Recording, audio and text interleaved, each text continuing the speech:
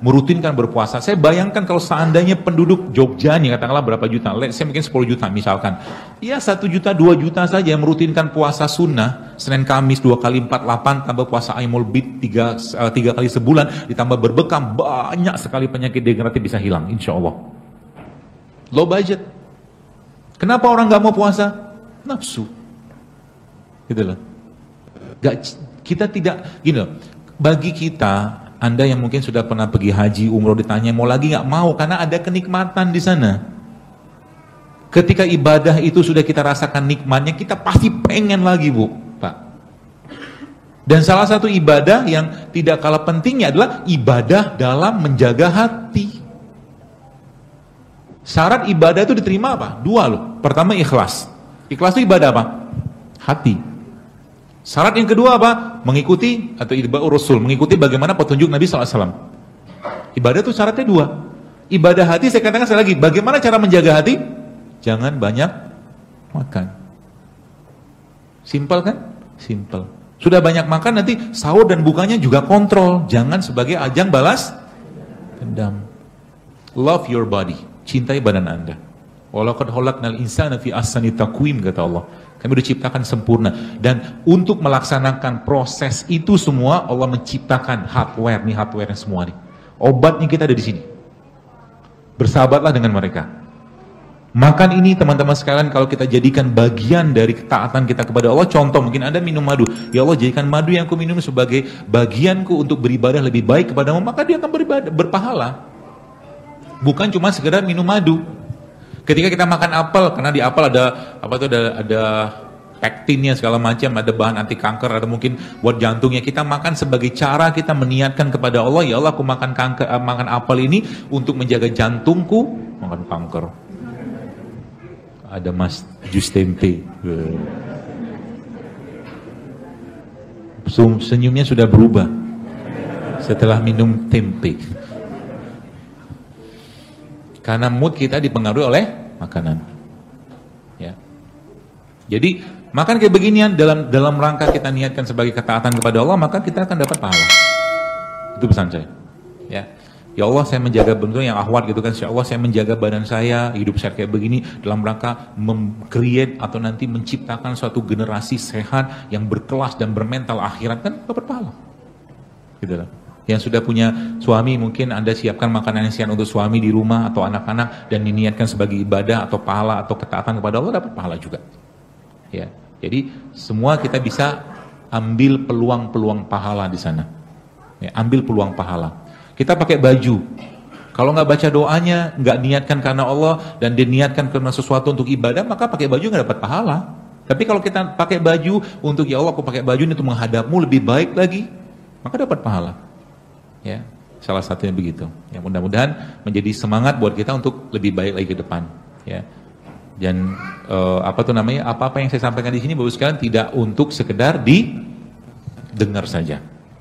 Kalau Anda sudah tahu ilmunya, mungkin nggak usah banyak-banyak. Saya kemarin subhanallah sempat safar, dan waktu safar itu ketemu dengan seorang wanita, dengan suaminya. Suaminya orang Palestina, dia tinggal di Jordan. 3 tahun yang lalu ibu ini cerita, dia diponis sama dokter di sana tidak bisa punya anak, kata dokternya. Tapi subhanallah ya, orang yakin ya, mungkin dia beriman juga, iman yang kuat, dia tawakal sama Allah, dia ikhtiar segala macam. Ternyata dia follow juga beberapa dia follow saya juga dan mengikuti postingan saya juga di Instagram. Dan subhanallah ternyata kemarin datang ke saya itu bawa anaknya. Subhanallah, kuasa Allah. Ada juga kemarin yang saya kadang-kadang nggak habis pikir loh, banyak case-case yang katakanlah sains lah atau rumah sakit atau dokter bilangnya begini, tapi ternyata nggak begitu gitu loh. Kenapa? Karena kita udah mau peduli dengan perut. Kalau udah mau peduli dengan perut, tidak lagi mau nyampain perut, maka mereka ini akan bekerja untuk kita. Masya Allah Bu, luar biasa loh. Jadi ada ibu-ibu yang pernah saya cerita di Gorontalo, masa ibu itu tuh yang dia menulis ulang postingan saya hampir 3.000 itu, dia bilang apa kesimpulan terakhir yang ibu dapatkan setelah ibu menulis ulang. Saya bilang Allahu Akbar, dia bilang Allah Maha Besar, Allah sayang banget sama kita. Dan kan dia cerita bahkan dia bisa melihat kunyit itu bisa nangis, dia bilang. Begitu harusnya sih kita. Jadi kita lupa bahwa Allah mencurahkan kasih sayangnya di kunyit, di jahe. Untuk apa? Untuk kita hidup sehat. Kenapa? Allah tidak ingin kita sering-sering sakit gitu loh. Dan tidak mungkin juga Allah menciptakan maksudnya produk-produk atau sesuatu yang membuat kita bermasalah gitu loh. Ya. Jahilnya manusia saja yang kadang-kadang mereka perlu diingatkan, ya. Baik. Tulisannya kecil banget. Assalamualaikum warahmatullahi. Bagaimana caranya makan sehat untuk BMI-nya kurang? Banyakin protein sama karbohidratnya. Protein itu ya bisa dari daging, ya, atau mungkin dari ikan, atau tempe juga protein, atau alpukat juga tempe, dan karbohidratnya dibanyakin. Karbohidrat contohnya apa? Ya nasi tapi tidak nasi putih ya, tapi nasi merah atau seperti itulah. Dinaikin itunya. Infus water apakah selalu harus disimpan dalam kulkas? Tidak. Ya, tapi jangan lebih dari 12 jam. Yang saya dapatkan ilmunya, dia mulai terekstraksi keluar itu di 6 jam. Dia akan keluar maksimal bahan-bahan yang ada di mereka itu di 12 jam. Maka setelah 12 jam gak usah direfill lagi, buang aja. Ya. 5 menit lagi tanya jawab, ini bukan pertanyaan.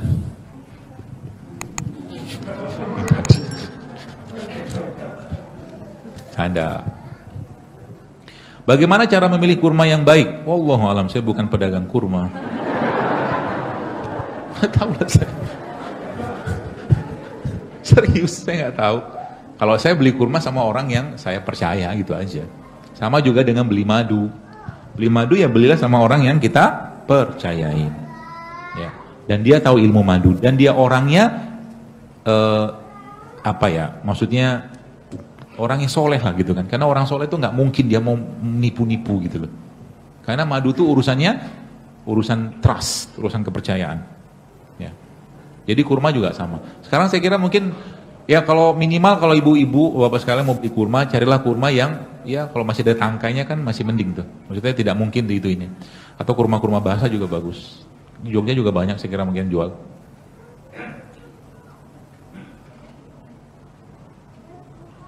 Saya merasa kalau makan kurma itu manis sekali. Memang manis kurma. Jangan kau rasakan, memang itu sudah sunatullahnya kayak begitu kurma itu. Yang mungkin lagi berpuasa gitu kan ditanya begini kurma. Dan apakah kurma basah bisa untuk air nabis? Tidak cocok. Lebih baik kurma kering.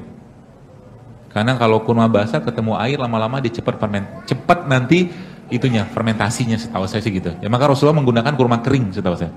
Ya, jadi lebih baik pakai kurma kering. Kalau sayur tumis baik atau tidak? Kalau pakai minyak goreng nggak bagus. Ya, ditumisnya tidak. Kenapa harus ditumis? Pakai dikukus kan bisa, atau mungkin dibikin kayak kasih kuah juga bisa.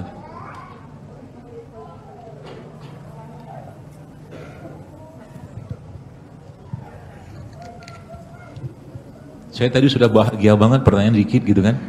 Ternyata ada serangan bertubi-tubi.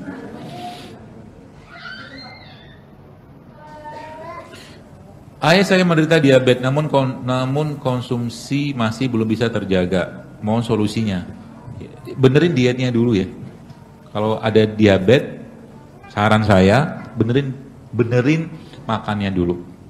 Sebab mau dikasih herbal, mau dikasih obat kali apapun, kalau seandainya dia tidak memperbaiki makanannya, is nothing semua. Ibu saya kena diabetes. Waktu awal dicek itu setahu saya seingat berapa tahun yang lalu gitu, itu 500-an gulanya, tinggi sekali. Tapi alhamdulillah qadarullah Allah Maha kuasa ya, Allah Maha baik sampai detik ini tidak pernah nyentuh obat sintetik sama sekali. Yang beliau kerjakan ngatur makan.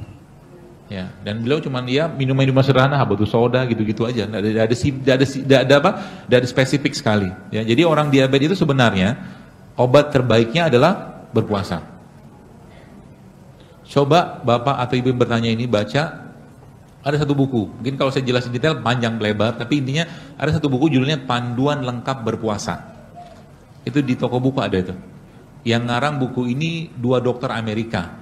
Yang dia menerapkan pola puasa ke pasien-pasien yang bahkan diabetes sudah suntik insulin 20 tahun dan subhanallah kuasa Allah bisa sembuh dengan puasa. Tapi ada itunya, ada rulesnya. Ya, rulesnya itu maksudnya dimakan apa, diminum apa. Itu detailnya termasuk dia suruh minum teh hijau gitu-gitu. Coba baca buku itu.